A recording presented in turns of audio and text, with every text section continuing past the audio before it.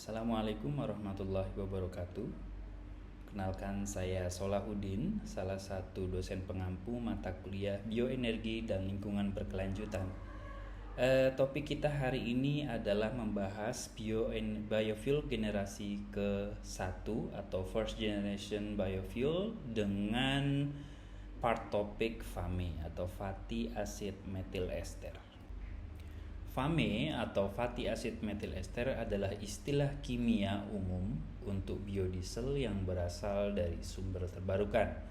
Di Indonesia, FAME diproduksi dari konversi minyak kelapa sawit melalui proses transesterifikasi. Implementasi biodiesel sawit di Indonesia sudah dimulai sejak tahun 2008. Dengan penerapan B2,5 atau 2,5% kandungan FAME yang kemudian bertambah konsentrasinya hingga B20 di tahun 2016 yang hanya digunakan untuk sektor PSO.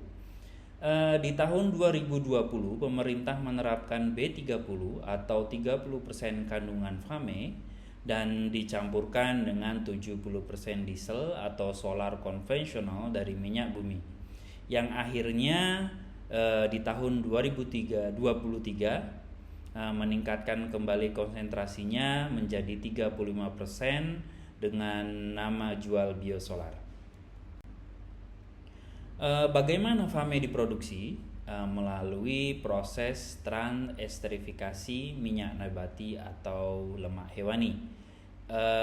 Ini adalah salah satu contoh reaksi esterifikasi pada fatty acid menjadi fatty acid methyl ester, di mana minyak atau lemak dengan berat molekul tinggi bereaksi dengan alkohol rantai pendek dengan adanya katalis, kemudian kalium hidroksida untuk menghasilkan ester dengan berat molekul lebih rendah atau biasa kita sebut sebagai FAME.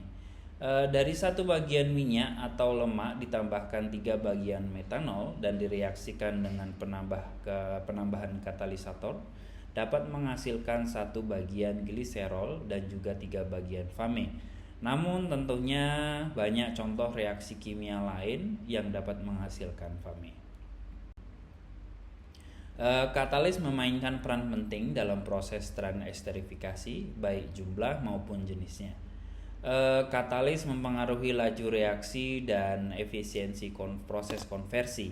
Pada tabel ini menyajikan berbagai macam pengaruh katalis pada hasil produksi fatty acid methyl ester. Katalis homogen berfungsi berada dalam fase yang sama dengan reaktan. Beberapa contoh katalis yang umumnya digunakan pada proses transesterifikasi seperti sulfuric acid, kalsium oksida, magnesium oksida, dan campuran beberapa mineral lainnya.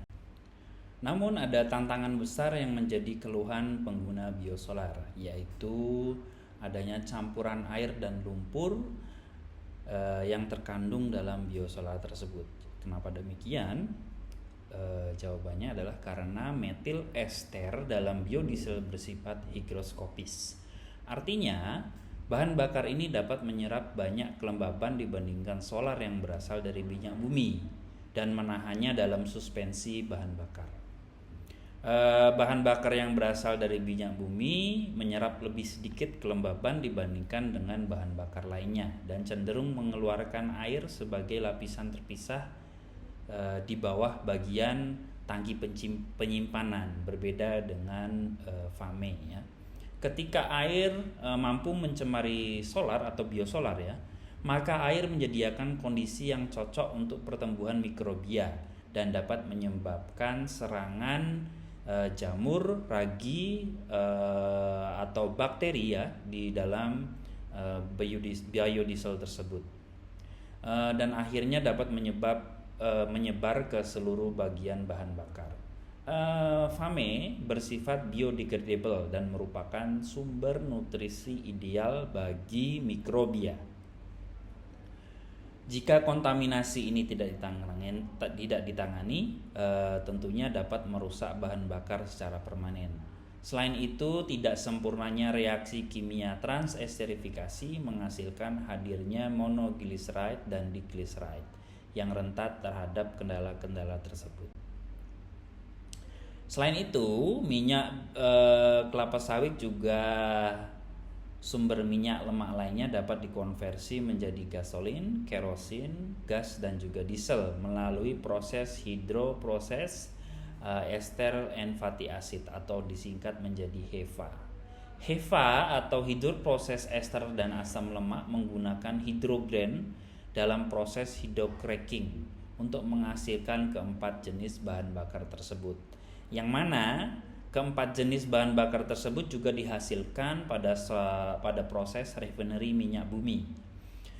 Saat ini Pertamina menghasilkan SAF ya atau Sustainable Aviation Fuel. Ini berasal dari kerosin ya atau minyak tanah dan juga bioaftur atau sejenis gasolin ya. Dari proses konversi HEFA tersebut yang sudah digunakan untuk bahan bakar pesawat komersial. Demikian part pertama dari biofuel generasi pertama. Terima kasih. Assalamualaikum warahmatullahi wabarakatuh.